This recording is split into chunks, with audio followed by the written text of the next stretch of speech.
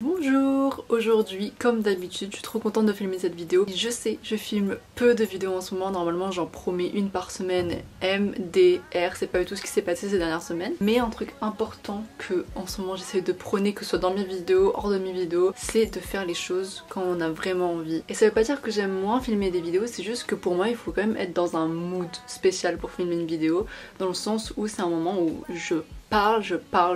et il faut aussi être dans un mood de un peu donner des conseils, mais dans ce cas là il faut que je fasse un peu attention à ce que je dise, et des fois ma tête c'est pas assez clair pour que je puisse en faire une vidéo. J'ai pas envie de venir vous raconter des choses si j'en ai pas un minimum tiré certaines leçons, mais aujourd'hui nous y sommes et j'ai envie de dire que c'est un peu le plus gros truc de toute ma vie. En fait le thème global de cette vidéo il est tellement énorme pour moi, mais c'est vraiment juste le fait de tout simplement guérir de ces traumas, ou peut-être pas trauma parce que c'est des fois un grand mot, mais en tout cas des choses qui nous ont blessés en grandissant et qui ont fait qu'on agit de certaines manières aujourd'hui, qui guident nos réactions aux choses, parce qu'on réagit par la peur, on réagit par la peur que les choses d'avant se reproduisent, donc un peu par trauma. Et je suis contente d'arriver et de dire qu'il y a des choses que j'ai vachement surmontées. Et ça suit un peu ma dernière vidéo, donc n'hésitez pas à aller la regarder si vous voulez vraiment savoir quel a été mon vrai cheminement de pensée jusqu'à là, et même en vrai toutes mes vidéos, suivez toute ma vie, écoutez-moi parler forever and ever. Mais du coup ce sera d'autant plus intéressant pour non seulement les gens qui me connaissent ou les gens qui me suivent depuis un petit moment, parce que vous avez vu un peu l'évolution, vous avez vu des moments où je me posais certaines questions, vous avez vu des réponses à ces questions, et aujourd'hui vous allez voir un peu la globalité de ce que ça fait de vraiment travailler sur soi. Mais déjà un truc que moi justement j'avais remarqué dans ma vie, et c'est ça qui m'avait mené à beaucoup travailler sur moi, même si je pense que travailler sur moi et le fait d'aimer le développement personnel, ça vient de moi. Enfin, je pense qu'il y a vraiment un truc inné. Je pense qu'il y a certaines personnes qui sont enclines à aimer ça. C'est comme quand on aime certains styles de musique, certains styles de films ou certains métiers, enfin quand on est attiré par certaines choses dans la vie. Et bien moi j'ai toujours été attirée par le développement personnel et j'ai toujours voulu level up entre guillemets. Et après au fil du temps tout ça a changé, parce que par ailleurs je commençais à me dire mais moi j'ai pas envie de juste être toujours meilleur, parce que ça implique une sorte de compétition, même si je pense pas que la compétition elle soit malsaine dans tous les cas, mais bon bref ça c'est un autre sujet de vidéo, là je vais pas m'éparpiller trop loin. Mais avec le temps j'ai découvert que moi ce qui m'animait et ce que j'aimais beaucoup, c'était le fait de travailler à devenir ma version de moi favorite, donc vraiment apprendre à me connaître pour dépasser des trucs, parce que je suis une personne qui vit énormément à travers les peurs que j'ai construites ou qui m'ont été transmises en grandissant. Donc peur slash trauma qui m'ont aussi donné, ou je sais pas en vrai d'où vient vraiment mon anxiété, parce que ça, je sais pas, enfin bref c'est flou. L'anxiété c'est un sujet hyper flou et je sais pas si ça a été créé dans ma vie ou si je suis un peu née avec ce côté facilement anxieuse. Je ne sais pas, mais étant une personne qui vit avec de l'anxiété et qui réfléchit beaucoup, qui a toujours beaucoup réfléchi, ça fait que forcément dans la vie je vais me poser beaucoup de questions pour justement arriver à passer au-dessus, parce qu'en fait c'est des choses qui me bloquent dans la vie. Comme beaucoup, il y a des obstacles dans ma vie où j'avais toujours eu l'impression que je pouvais pas passer au-dessus, mais c'était des obstacles mentaux. Par exemple, oui, la peur du rejet, la peur de l'abandon, le fait d'être une people pleaser, j'en ai aussi parlé dans une autre vidéo, je vous invite à la regarder, le fait de surréfléchir, suranalyser, le besoin de contrôle sur la vie, tout ça sont des choses qui m'ont rendue assez malheureuse, pour que très souvent je me dise mais je veux pas rester dans cet état là en fait. Et bref, tout ça pour dire que quand on vit avec de l'anxiété, forcément on a envie de s'en débarrasser. Quand on a vécu des choses pas trop cool dans sa vie et que nous a créé des réactions qui nous apportent pas du bien dans notre vie, bah forcément pareil on a envie de les changer, de dépasser cet état là, parce qu'on se sent pas vraiment nous-mêmes. Moi il y a plein de réactions dans ma vie qui ont été induites par ce que j'ai vécu de pas trop cool dans ma vie, et c'est des réactions qui m'ont littéralement saboté ma vie. Et bien sûr que je peux tenir en rigueur les personnes qui m'ont fait souffrir dans la vie et qui ont fait que j'ai eu ces peurs, enfin que j'ai développé ces peurs, mais je dois aussi prendre la responsabilité moi-même de me dire bah aujourd'hui je suis grande, je suis adulte, j'ai la capacité moi-même de réfléchir, donc j'ai la capacité aussi de changer et de vraiment essayer de passer au-dessus ce qui me fait pleurer le soir dans mon lit, parce que j'en peux plus en fait. J'ai passé beaucoup d'années à être triste, à être pas bien, à être stressée, à m'en vouloir, à ne pas m'aimer. Et là tout ce que je vais dans cette vidéo c'est un mix de tout ce que j'ai vécu. Là j'ai 25 ans, donc depuis je sais pas à quel moment, à quel âge dans ma vie j'ai commencé à vraiment réfléchir à tout ça, mais je veux dire ça fait au moins 10 ans je pense que je réfléchis à tout ça parce que ça me trotte dans la tête. Donc là cette vidéo n'est pas non plus un truc miracle en mode ah j'ai réussi à passer au-dessus de toutes mes plus grosses peurs en une semaine parce que j'ai réussi à penser différemment. Malheureusement la vie est beaucoup plus dure que ça, même si j'aurais aimé que ce ne soit pas le cas. Mais comme j'ai dit en début de vidéo, je suis trop contente parce qu'aujourd'hui je peux sincèrement dire que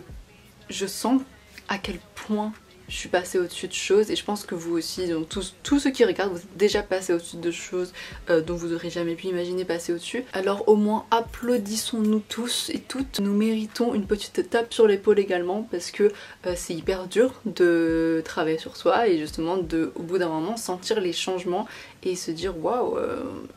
j'y suis. Enfin il y a vraiment un truc là que j'ai dépassé, même plusieurs trucs que j'ai dépassés et je trouve ça fou à chaque fois, c'est toujours une réalisation qui me fait chaud au cœur de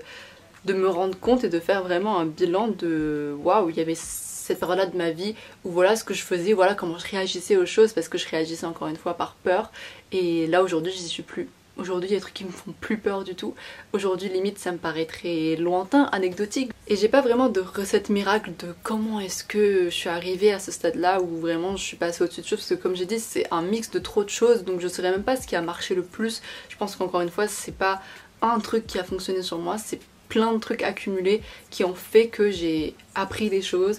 C'est aussi les étapes de nos vies, enfin des choses qu'on vit et qui sont différentes pour chacun qui fait qu'on passe au-dessus de certaines choses aussi. Mais je trouve qu'un truc hyper important, et ça c'est ma psy qui m'avait toujours dit de le faire, c'est d'être honnête avec soi-même pour commencer. De savoir justement quelles sont nos peurs, quels sont nos traumas, où est-ce qu'on est limité entre guillemets. Qu'est-ce qui nous rend malheureux en nous-mêmes? Parce que c'est facile de jeter la pierre sur tout le monde, c'est facile de dire bah telle personne m'a rendue malheureuse, j'ai vécu une rupture donc c'est ce mec là ou cette meuf là qui m'a fait du mal et donc c'est leur faute. Mais faut aussi voir nous on a joué quel rôle dedans et aussi s'avouer quand c'est 90% de notre faute, parce que oui ça arrive, des fois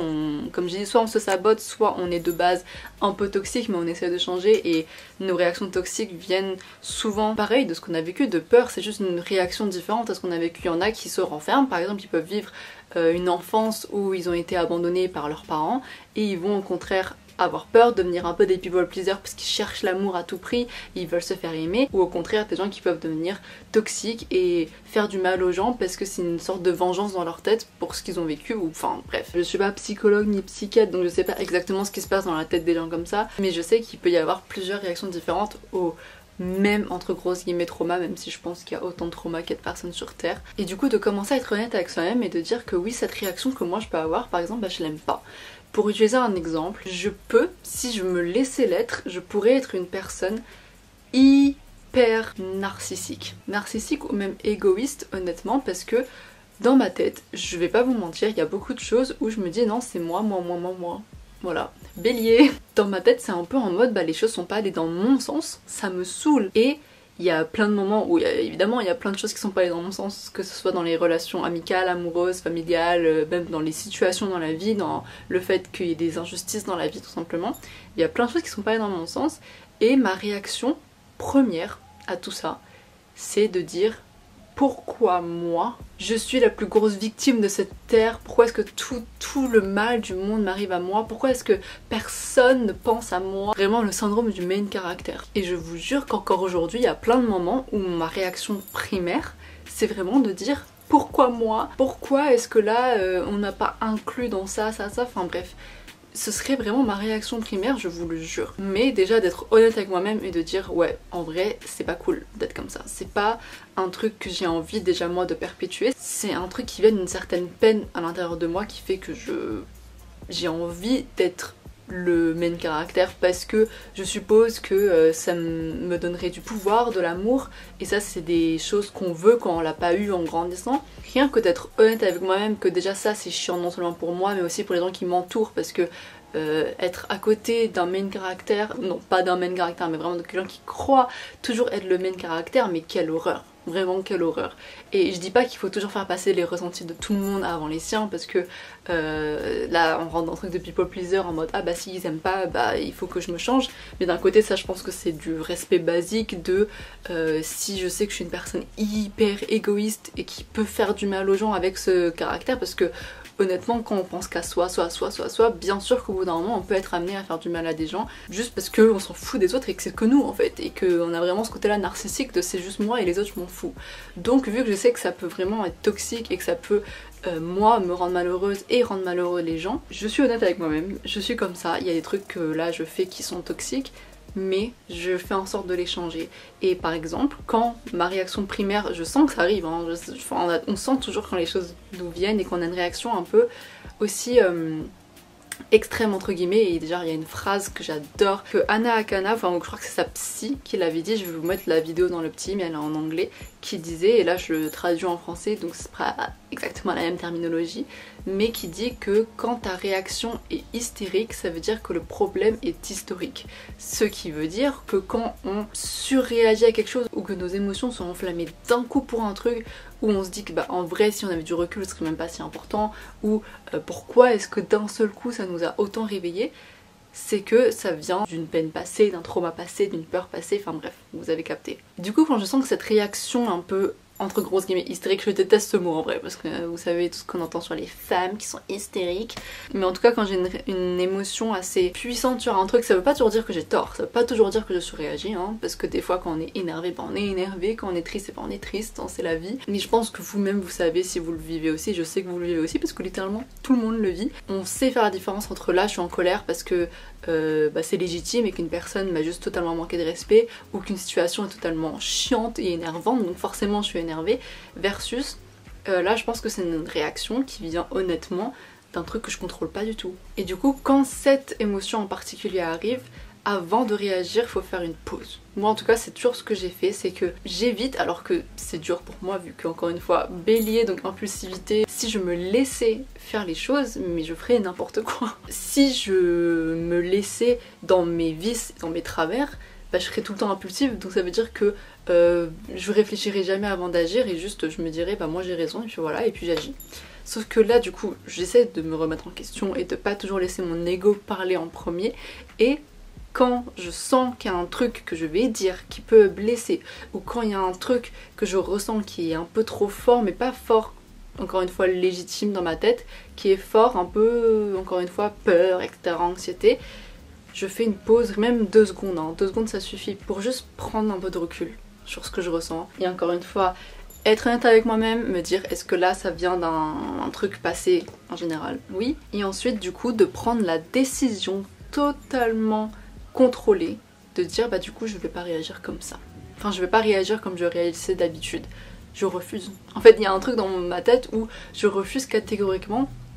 de re-rentrer dans mes vices et dans mes attitudes toxiques. Je refuse de nourrir ce truc, donc ça veut dire que je refuse d'agir à nouveau comme j'ai toujours fait. C'est un truc hyper dur de faire ça, parce que là je sais que dit comme ça a l'air super facile, et bon après je pense que vous savez que c'est pas facile puisque vous devez vivre la même chose, mais la raison pour laquelle c'est super difficile, parce que c'est vous changer complètement de ce que vous avez toujours pris l'habitude de faire en grandissant. Parce qu'imaginons que votre réaction première quand vous voyez votre meilleure copine sortir avec une autre de ses potes et ne vous a pas invité, c'est de directement péter un câble et juste vous dire bah elle ne m'aime plus en fait, et elle me manque de respect parce qu'elle ne m'a pas invité, elle me rejette, elle m'exclut de ces autres relations, etc. Et on a pris cette habitude de penser comme ça et de directement sauter à certaines conclusions. Ça rejoint aussi ma vidéo sur les croyances négatives, pareil je vais la mettre dans le petit i. C'est des choses qu'on s'est tellement répétées et qu'on a tellement légitimisé en grandissant que forcément on se dit que c'est la vérité vraie, et que bah, si encore une fois bah, notre pote elle sort avec d'autres potes et qu'elle nous a pas invités, c'est qu'elle nous déteste. Et bah c'est exactement dans ces moments là où on est trigger en fait, on est déclenché par une situation qui nous réveille nos peurs, où il faut apprendre à réagir différemment. Et c'est d'autant plus dur parce que c'est aussi dire au revoir à une grosse partie de nous, et je sais que c'est bizarre parce qu'on se dirait bah moi j'ai envie de dire au revoir à la partie de moi qui est hyper insécure comme ça et qui est hyper protectrice de ses amis, mais un peu dans le too much, un peu dans le c'est avec moi que tu sors ou avec personne d'autre, un peu ce truc là de manque de confiance, ça peut même mettre la même dans les relations amoureuses. Par exemple, si votre copain ou votre copine sort avec quelqu'un d'autre, vous allez forcément péter un câble dans votre tête parce que vous vous dites bah comment ça elle sort avec quelqu'un d'autre, alors elle va me tromper, il va me tromper, enfin bref. Et comme j'ai dit, c'est dur de réagir différemment parce que on pense que cette partie là de nous c'est nous. Enfin on se dit que bah là comme j'ai dit j'ai 25 ans donc c'est 25 ans de notre vie, on a réagi comme ça. Comment d'un coup on passe à autre chose? Comment d'un coup on se change? C'est en même temps facile et pas facile, mais c'est encore une fois ce truc là de se forcer à répétition. C'est comme tout dans n'importe quel entraînement dans la vie, on s'entraîne à des choses et là c'est se répéter constamment, bah là je vais plus penser la même chose. Et ça c'est un peu une répétition de ce que je disais dans ma dernière vidéo, donc encore une fois n'hésitez pas à aller la regarder parce que là je détaille beaucoup plus. Et à force de réagir différemment, on comprend à quel point on arrête de se saboter nos propres relations et les choses qui nous rendent heureux et qu'on accepte d'être heureux. Parce qu'en fait je pense que quand on n'est pas encore guéri de certaines choses, on n'accepte même pas d'être heureux parce qu'on sait même pas ce que c'est vraiment, on sait même pas si ça va durer, on a l'impression que ça va pas durer. C'est un truc hyper volatile dans notre vie, mais là aujourd'hui j'en suis à un stade de ma vie où j'ai envie de me laisser être heureuse tout simplement, donc ça passe par le fait de plus se saboter. Il y a un mot que j'aime beaucoup en anglais mais que j'arrive pas vraiment à retraduire en français, mais c'est rewire. Donc vraiment le fait de je sais pas, réaligner à d'autres choses ou de changer ce qui se passe dans notre crâne, notre gros cranium là, de vraiment limite réécrire comment notre cerveau fonctionne et réécrire tout ce qui nous a fait de la peine avant et de nous forcer à nous dire mais là ça sera plus pareil aujourd'hui, ça ne sera plus pareil aujourd'hui, je décide de changer ou de voir les choses différemment. Et je trouve que ça se remarque d'autant plus dans les relations amoureuses parce qu'en général c'est dans les relations amoureuses qu'on est le plus déclenché dans les choses, surtout quand nos blessures viennent de l'amour qu'on a ou pas reçu quand on était jeune. Et je sais que moi j'ai toujours été le type de personne qui, comme beaucoup, ont toujours tout suranalysé dans les relations pour pouvoir tout contrôler. J'ai du mal à lâcher du lest, j'ai du mal à me dire que si je contrôle pas, bah, les choses peuvent bien se passer parce que moi je me dis non, faut que je contrôle tout et il faut aussi que je m'attende à tout, donc je m'attends souvent au pire et je prends mal des choses qui ne veulent rien dire parce que dans ma tête ça veut dire quelque chose. Par exemple, un gars pourrait dire un truc qui ne serait pas exactement ce que moi j'aurais voulu qu'il me dise, bah ça me fait paniquer et je vais me dire bah ça y est il est parti en fait, il m'aime plus, c'est fini entre nous, il est plus intéressé et voilà, c'est tout. C'était là où je pouvais saboter avant parce que moi j'allais rester dans cette mentalité de ah il a dit ça veut dire que c'est fini, alors que est-ce que j'en ai la preuve, est-ce que j'en ai des trucs mûches, non, des fois c'était juste une vanne, des fois c'était un quiproquo, enfin bref, il y a plein de trucs où ça mérite une discussion, ou en tout cas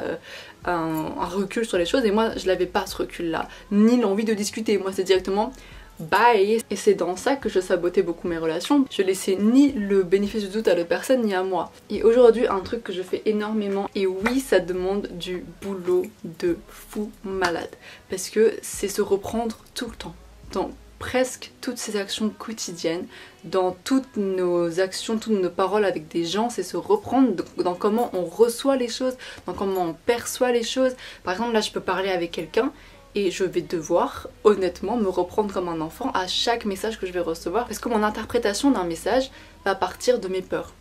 tout le temps. En fait, malheureusement, c'est nos peurs qui crient très fort dans la vie. Mais là, le but, c'est de faire en sorte que notre voix calme, apaisée, qui cherche la paix,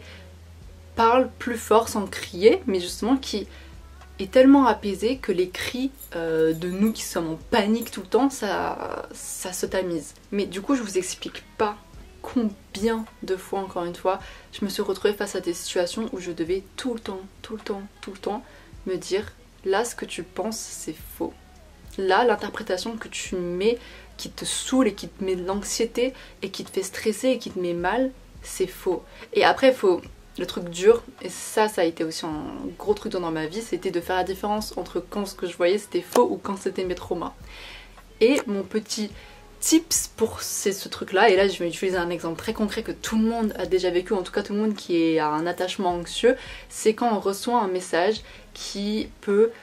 paraître comme un sous-entendu de l'autre personne. Donc là imaginons que vous êtes en train de parler avec votre crush ultime et imaginons cette personne vous fait une vanne du style ah bon parce que je vais rencontrer tes parents un jour. C'est hyper niche ce que je suis en train de dire, mais c'est une vanne qui, je sais qu'un cerveau anxieux va interpréter ça en mode Du coup il dit ça parce qu'il recherche rien de sérieux, donc il compte jamais rencontrer mes parents. Donc en fait là il me parle mais il veut rien de sérieux. Donc là il était choqué que je parle de mes parents parce qu'il a pas envie, enfin il a peur là en fait de rencontrer mes parents, c'est ça le truc. Vous voyez très bien ce que je veux dire. Si vous aussi vous êtes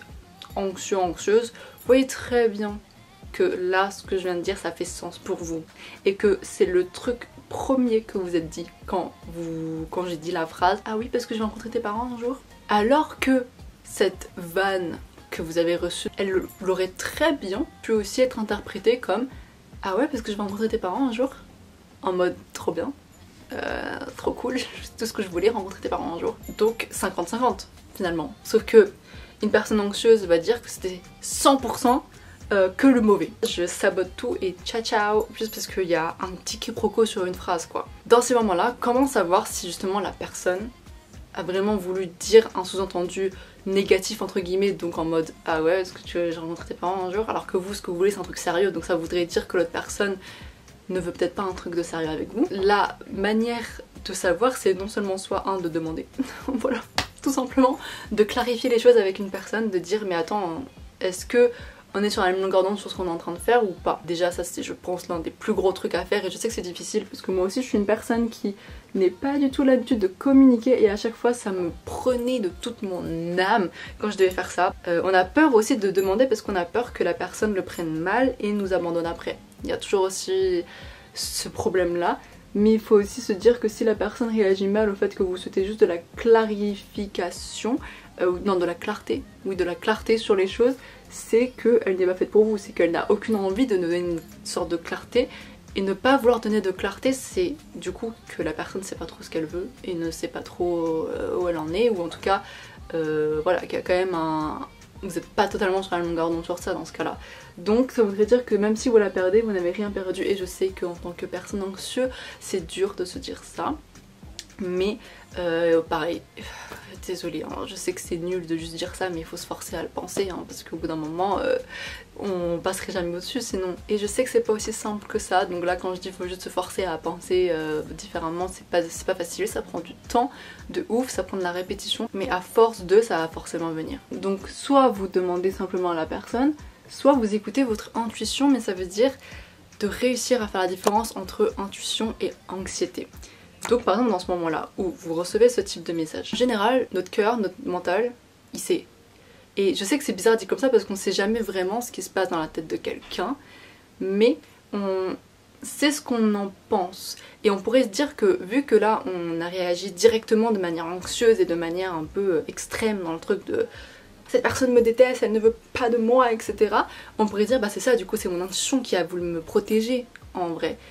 Mais je trouve que la réaction elle est un peu too much pour que ce soit l'intuition. En général l'intuition elle est assez calme. En tout cas moi c'est ce que j'ai ressenti et j'ai demandé à ma psy. Donc c'est validé par une psychologue. Elle m'a répondu que elle aussi elle pensait ça, que effectivement l'intuition quand elle nous venait elle était assez calme. Donc quand on réagit avec beaucoup d'émotions, avec ce truc là de beaucoup de stress, beaucoup d'anxiété, ça vient des peurs plus que de la vraie intuition qui essaie de nous protéger. Et personnellement il y a plein de fois où j'ai paniqué et où déjà j'ai demandé un peu une sorte de rassurance, mais il faut pas se baser sur ça. Rassurance n'est pas un mot par ailleurs. Mais du coup il y a plein de fois où j'ai demandé à être rassurée, mais j'ai pas envie de me baser sur ça tout le temps. Donc c'est pas à chaque fois que vous recevez un message où vous doutez, où vous devez demander à la personne mais en fait qu'est-ce que tu voulais dire par ce message? Parce que là c'est toujours aussi se reposer sur l'autre et sur ce que va vous donner l'autre et toujours bah, du coup se baser sur une autre personne pour vous rassurer, alors que le but dans la vie c'est aussi de savoir nous-mêmes nous rassurer, parce que moi j'ai pas envie de demeurer dans ce stade là de ma vie où je vais suranalyser chaque message et interpréter chaque message comme quelque chose de négatif. Et oui bien sûr en demandant à la personne je vais obtenir des réponses, mais il y a des moments où c'était juste une petite vanne et que j'ai mal pris ou que j'ai mal compris ou que j'ai juste tout simplement surinterprété. Et dans ces moments-là, j'ai pas envie de toujours devoir demander à la personne. J'ai aussi envie d'être en charge de mes propres émotions et de mes propres interprétations et de me dire, là en tant que personne qui est une fucking adulte responsable, qui sait réfléchir par elle-même, est-ce que vraiment là j'ai de quoi m'en faire de ouf ou pas? Et en me posant honnêtement la question, la plupart du temps j'avais la réponse, alors qu'encore une fois je vous jure que je suis une personne très anxieuse qui réfléchit à tout et qui veut tout contrôler et qui interprète, analyse tout, Et là pour autant, des fois j'arrivais à être honnête avec moi-même et à me dire, bah connaissant la personne, je pense que c'était une vanne. Je pense qu'honnêtement, il n'y avait rien. Et j'en ai fait un truc d'énorme dans ma tête. Vous pouvez interpréter, analyser tout ce que vous voulez. Il faut aussi des fois savoir vous dire, je ne sais pas le fond du truc. Donc soit je demande, soit je suis assez grand ou grande pour juste me dire est-ce que là vraiment c'est grave, est-ce que là il y a vraiment un sous-entendu. Si je suis vraiment honnête avec moi-même, si je connais la personne, je sais à peu près comment elle est, je sais quel type de blague elle fait ou il fait, donc est-ce que vraiment j'ai de quoi m'en faire ou est-ce que c'est moi qui encore une fois passe tout sur mes peurs, et vu que j'ai peur, et bah je vais tout interpréter comme ça parce que c'est plus facile. Et aussi j'aurai l'impression que je me protège plus parce que c'est de la protection hein, finalement, le fait d'avoir peur comme ça et de vouloir partir et prendre la fuite, c'est une sorte de protection qu'on a envers nous-mêmes mais qu'il faut qu'on apprenne à changer. Et il y a une phrase que j'adore qui a été dite par je crois qu'il s'appelle Stéphane quelque chose, j'ai plus son nom de famille, je vous le mets sur l'écran, qui a dit, bon là je traduit et c'est un peu, je me souviens plus exactement de la phrase, donc c'est vraiment remixé à la Marivanne, que les murs qu'on se met, ce sont les mêmes murs qui nous protègent mais ce sont aussi les mêmes murs qui nous séparent des meilleures choses qu'on peut vivre dans la vie. Donc en fait c'est ce truc là hyper paradoxal de oui on se met des murs pour se protéger, mais on se protège jusqu'à quoi, jusqu'à quand? Parce que au bout d'un moment il va bien falloir retirer ces murs pour pouvoir vivre quelque chose, parce que le fait de vivre un truc trop bien ça implique forcément un risque. Quand on tombe amoureux, le risque c'est que la personne nous quitte ou même qu'elle meure, enfin bref, pardon d'aller si loin mais voilà. Du coup on a toujours ce truc là de se surprotéger de tout, en tout cas pas tout le monde mais certaines personnes et moi inclus. Et ce truc de surinterpréter chaque message ou quoi, ça vient de ce truc là de vouloir se protéger parce qu'on n'a pas envie d'être pris pour une conne ou un con, et donc du coup bah on va se dire bah là si la personne nous fait un sous-entendu bah je vais le capter. Sauf que des fois, pareil, conseil d'idiot hein, mais des fois c'est un peu mieux de faire les ignorants et de se dire bah là je sais pas exactement ce qu'il y avait derrière la vanne, je vais juste supposer que là vu que mon intuition elle est calme et que mon intuition elle voit pas vraiment un vrai problème, une vraie alerte, c'est que je suppose qu'il y a rien. Et très souvent encore une fois il n'y avait rien. Et moi, combien de fois j'ai reçu des messages comme ça qui pouvaient me faire spiral, où vraiment je me disais mais fin du monde là, c'est tout ce dont j'avais eu peur, voilà il est en train de mettre des sous-entendus dans tout ce qu'il dit, il y a un truc, il y a un problème, et bah finalement il n'y en avait pas du tout. Et c'est justement comme je dis dans ces moments là où j'apprends à prendre du recul au lieu de directement agir. Parce que je pense que la moi d'avant elle aurait directement pété un câble, elle aurait même répondu avec un message hyper passif agressif, froid, pour justement dire mais tu me prends pour une débile ou quoi. Alors que là je prends l'habitude de me poser la question de est-ce que là c'est une réaction basée sur moi, donc vraiment juste moi et qui je suis, ma personnalité, ou basée sur mes peurs. Je sais que pour beaucoup on va se dire oui mais je peux pas faire ça tout le temps parce que là c'est aussi pareil du contrôle tout le temps de mes propres réactions. Ça veut dire que je suis plus du tout spontanée, que je réagis toujours en réfléchissant 3000 ans avant de dire un truc. Mais d'un côté je pense que c'est nécessaire d'avoir des phases dans la vie où pendant un petit moment on ne peut pas se laisser être tout le temps spontané. Je pense que quand on est là dans ce processus de justement rewire, pardon je parle tout le temps en franglais mais c'est moi, mais en tout cas on est dans ce stade là où on doit vraiment changer un truc dans notre crâne et qu'on doit se bourrer le crâne avec des nouvelles infos parce qu'on a trop été baigné dans d'autres anciennes infos qui nous ont rendu malheureux. Bah, c'est important pendant un petit moment honnêtement de pas se laisser être spontané et de vraiment tryhard dans ce truc là de bah là avant de répondre à un message je vais réfléchir. Et je sais que quand je dis ça, on peut m'imaginer juste comme ça, devant mon téléphone, en train de réfléchir pendant 4 ans. Des fois, c'est juste se laisser l'espace avant de répondre, ce qui n'inclut pas forcément de la réflexion. Ça veut dire que, par exemple, je reçois un message comme celui que je vous ai dit, qui peut me trigger un truc de peur, d'insécurité. Avant de répondre, directement comme j'aurais fait donc dans le passif agressif ou dans le c'est bon, ciao, j'arrête avec toi, c'est de poser mon téléphone, d'aller faire ma vie pendant quelques heures, et de revenir quand je suis de bonne humeur et quand je suis aussi prête à être plus légère, parce que on réagit pas encore une fois bien aux peurs, on réagit juste en fonction de nous, donc on est léger, là il se passe rien, aucune menace dans le message que la personne m'a envoyé, pourquoi est-ce que je vais en créer une quoi. Et du coup rien que le fait de revenir plus tard sur un message qui m'a trigger sur le moment, ça me permet de revenir avec l'esprit plus léger, parce qu'en fait les réactions où on interprète beaucoup qui sont très anxieuses, elles sont instinctives donc elles arrivent tout de suite. Mais quand on se laisse l'espace de réfléchir, de vivre et tout, bah au bout d'un moment on va se dire mais en fait il n'y avait rien de très grave dans ce message là, je l'ai juste surinterprété. ok, bah c'était juste de la surinterprétation, donc maintenant je peux répondre en faisant une blague. Voilà, c'est tout. Et c'est très dur de le faire. Ça, je vais pas vous mentir, c'est pas un travail facile parce que comme j'ai dit, c'est se changer complètement. C'est changer la manière dont on a réagi aux choses depuis notre plus tendre enfance. Mais aujourd'hui, je peux vous dire sincèrement qu'il n'y a rien que pour moi qui vaut plus le coup que faire ça parce que c'est le plus gros de mon travail de toute ma vie, c'est le truc dont je suis le plus fière de toute ma vie. Limite, je me fiche de tout ce que j'ai accompli dans ma vie, donc des choses matérielles on va dire ou plus concrètes, plus tangibles. Je m'en contrecarre l'oignon parce que je trouve vraiment que moi là si on me demande c'est quoi ta plus grande fierté, c'est d'avoir travaillé sur moi-même assez pour aujourd'hui pouvoir être, comme j'ai dit, la version favorite de moi et d'être sincèrement heureuse et de pas remettre toujours en question mon bonheur et de pas toujours saboter mon propre bonheur. Parce que si j'avais pas fait ce travail là sur moi, je pense que j'aurais continué à vivre en étant ma pire ennemie, à me saboter tout le temps, alors que là je suis contente de me dire que je me considère sincèrement comme ma meilleure amie. C'est débile dit comme ça, mais pour moi il y a personne sur cette terre qui va aussi bien me traiter en ce moment que moi, comment je me traite. Et je dis pas que je suis parfaite, je dis pas du tout que je me traite parfaitement et qu'il n'y a jamais un moment où je me parle mal. La preuve, il y a plein de moments où même dans les vidéos après, ça c'est plus sous forme de blague, mais il y a plein de moments où je peux dans ma tête me dire mais t'es trop bête, pourquoi t'as fait ça, t'es trop conne, ou genre trop la honte, etc. Et donc bien sûr ce que je me dis c'est pas parfait tout le temps, mais je sais que d'un côté tout ce qui peut m'apporter du malheur dans moi-même, j'essaie de l'éradiquer. Ça ne veut pas dire que je ne me fais jamais vivre des mauvaises choses ou que je ne me laisse pas vivre des mauvaises choses. Et ça c'est un truc hyper puissant que m'a dit ma psy, c'est qu'elle m'a dit que les choses qu'on vit qui sont mauvaises ne sont pas forcément négatives parce que elles ont forcément une leçon. Ça vient toujours avec un truc où finalement un jour on se dit mais trop bien, par exemple quand on vit une rupture on peut se dire mais c'est la pire chose qui m'arrive et finalement au bout d'un moment, soit parce qu'on rencontre quelqu'un de nouveau qui était finalement 1000 fois plus fait pour nous que l'autre personne, soit parce qu'on a réussi à s'apprendre à s'aimer dans la rupture, et bah tout ça nous a apporté un truc alors qu'on pensait que vivre la rupture c'était la pire chose qui aurait pu nous arriver. Et du coup le fait d'avoir cette mentalité de même les choses mauvaises qui m'arrivent, je sais que qu'il y aura un truc de bien dedans et que je vais gérer,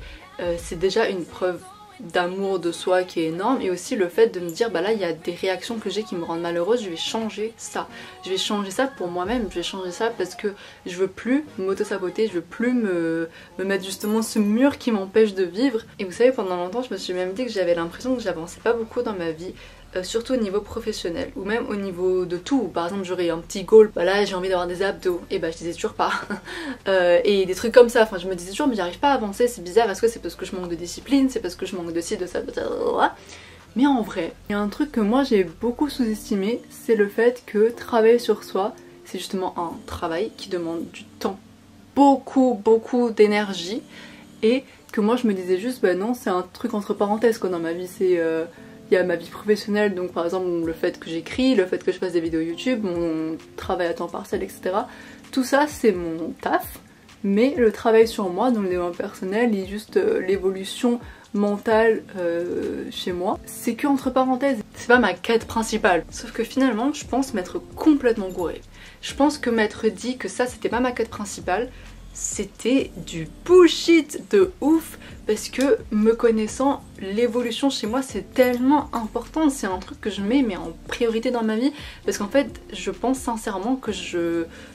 j'ai une personnalité, et comme beaucoup de personnes sur cette terre, qui trouve son bonheur dans la recherche de la paix intérieure. C'est un type de truc qui m'attire et qui me plaît,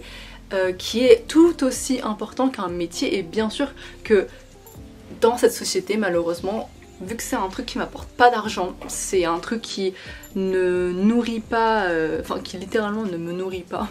au niveau de la bouffe, et qui est assez abstrait, on pourrait se dire bah ça peut pas être notre quête principale dans la vie, alors que c'est pas ça qui va nous donner un appartement, c'est pas ça qui va nous donner de l'argent, c'est pas ça qui va nous donner à manger. Et pourtant, moi je pense que c'est sincèrement ma quête dans la vie, la paix intérieure. Et c'est hypocrite de ma part d'avoir pensé que ça pouvait être ma quête secondaire, alors qu'à chaque fois que quelqu'un me disait bah, qu'est-ce que tu veux dans la vie, je disais toujours la paix intérieure. C'est tout ce que j'ai toujours demandé, donc évidemment la vie va toujours me donner des épreuves pour faire face à ça et pour y arriver dans ce domaine-là. Et du coup bah forcément ça demande aussi des sacrifices, le fait de privilégier autant sa vie spirituelle ou mentale à contraire de sa vie professionnelle, concrète, tangible. Donc oui ça a fait que là à 25 ans j'ai l'impression de pas avoir accompli beaucoup de choses, et même, et je dis ça en vrai, je suis un peu une menteuse aussi, hein, parce que à mon âge j'ai accompli beaucoup de choses qui sont pas aussi, on va dire, valorisées dans cette société, parce que encore une fois bah là je ne suis pas riche, j'habite encore chez ma famille, donc je suis pas totalement indépendante, donc forcément quand on voit tout ça dans mon statut, on va dire, bah je suis pas particulièrement successful en tant que personne. Mais dans ma tête, je suis une personne qui a tellement réussi parce qu'il y a tellement de choses que j'ai dépassées, encore une fois comme j'ai dit dans le début de la vidéo, que j'aurais jamais cru pouvoir dépasser. Ce sont des choses mentales et qui ont été très très dures à vivre pour moi. Aujourd'hui je comprends aussi du coup pourquoi il y a des choses dans ma vie professionnelle où ça n'a pas avancé, c'est parce qu'en fait j'étais trop occupée, et quand je dis trop c'est pas dans le négatif, mais j'étais trop occupée à chercher une paix intérieure, et qui pour moi n'inclut pas forcément ma vie professionnelle. Bien sûr que la vie professionnelle vient dedans, parce que je me vois pas faire toute ma vie un métier que je n'aime pas, et ça a jamais été ma DA. Moi ce que j'ai toujours demandé c'était la paix mentale, mais je considère aussi, et ça c'est un truc spirituel mais qui peut être un peu toxique à la fois, enfin j'essaie encore de trouver ma place dans ce truc là, mais la spiritualité dit toujours qu'on est toujours en abondance, donc peu importe ce qu'on a, peu importe les relations qui nous entourent, quand on a soi-même et qu'on est en confiance avec nous-mêmes, et qu'on croit en l'univers et qu'on fait confiance en l'univers, on est toujours en abondance. Je suis pas totalement d'accord avec ça, parce que je considère que dans notre société aujourd'hui, bah forcément on a besoin de matériel, on a besoin d'argent pour vivre, c'est la réalité des choses, on peut pas toujours se dire alors que on n'a rien, qu'on est en précarité. Alors moi je suis en abondance avec moi-même, du coup tout va bien. Enfin, quand on a zéro argent, qu'on est à deux doigts de perdre tout notre matériel, et ben non, on peut pas juste se dire on est en abondance avec nous-mêmes. Mais j'aime quand même ce principe-là à certains niveaux, encore une fois les nuances, si vous avez regardé ma vidéo sur l'équilibre, mais il y a des choses que j'aime bien dans cette manière de voir les choses. Si on est outre le matériel et qu'on parle juste par exemple des relations, et ben effectivement, peu importe si telle ou telle personne me quitte ou me lâche ou m'abandonne, je serai toujours bien avec moi-même parce que je suis en abondance avec qui je suis, et moi ma valeur n'est pas définie par si quelqu'un d'autre m'aime, donc tu peux me quitter, bah c'est pas que c'est pas grave parce que je serai triste, mais c'est que au fond je serai toujours en paix. Et c'est toujours ça ce que j'ai recherché finalement, donc forcément tout ce qui est vraiment un peu plus concret on me l'a pas toujours donné, et là je l'ai toujours pas aujourd'hui, mais c'est parce que j'ai privilégié beaucoup autre chose dans ma vie, et je peux pas non plus me plaindre du coup de ça, alors que là j'ai vraiment l'impression d'avoir surmonté des montagnes dans ma vie mentale. Et je suis contente que je sens, même si je dis ça à chaque fois, donc vous pouvez en avoir marre, mais j'ai l'impression d'être limite un peu dans les derniers, enfin dans les boss finaux à chaque fois de cette bataille mentale avec moi-même, et j'ai juste l'impression d'être de plus en plus heureuse, et que au bout d'un moment tout le bonheur que j'ai acquis, en tout cas je n'ai pas acquis le français, ça c'est sûr, mais avec tout le bonheur que j'ai accumulé dans ma vie, et ben je pourrais un jour enfin un peu mettre de côté ce truc là de toujours être dans la quête de la paix, et de un jour pouvoir plus me focus sur ce qui est concret, donc le côté professionnel. Et un autre exemple dans ma vie, c'est que si vous savez, j'écris un roman actuellement, et quand je dis actuellement ça fait 2 ans à peu près, et il y a plein de moments où je me suis dit mais merde, pourquoi j'avance pas en fait, pourquoi ça fait 2 ans que j'y suis. Il y a des gens qui écrivent des romans en moins d'1 an, il y a des gens qui juste ils écrivent plus vite, ou je sais pas, ils arrivent à être plus disciplinés dans ce truc là, et moi je n'y arrive pas. Et en fait bah là j'arrive à enfin avoir le recul de, je pense que toutes ces années j'ai jamais été assez bien dans ma vie mentale, ou jamais assez en paix pour pouvoir me pencher sur autre chose. Et comme j'ai dit, travailler sur soi ça demande temps, énergie, et beaucoup de temps et d'énergie.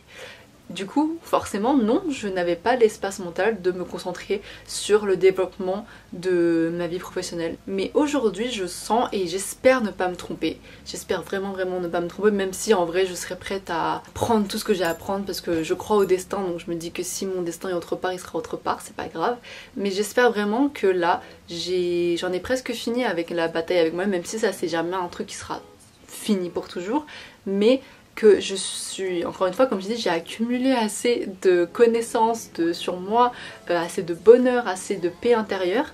pour pouvoir pendant un petit temps mettre ça de côté et me focus sur d'autres choses.